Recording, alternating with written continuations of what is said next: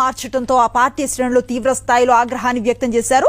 గతంలో మడకశిర అభ్యర్థిగా డాక్టర్ సునీల్ ను చంద్రబాబు ప్రకటించారు. అయితే తాజాగా అభ్యర్థిని మారుస్తూ ఎంఎస్ రాజుకు టికెట్ ను కేటాయించి బీ ఫామ్ ను అందజేశారు చంద్రబాబు.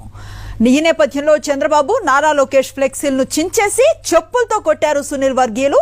టీడీపీ జెండాలకు నిప్పు పెట్టి తమ ఆగ్రహాన్ని వ్యక్తం చేశారు.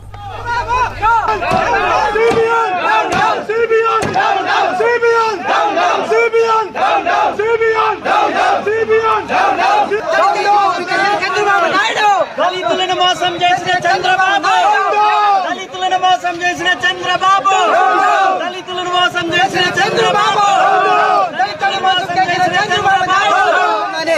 ఇన్ని సంవత్సరాలు ఈ జెండా మోసిన దానికి మాకు ఇచ్చిన దళితులకు వాల్యూ ఇదే. చూడండి, ఈ రోజు జెండాలు ఆశీర్వదించి పంపించడం చెప్పారు.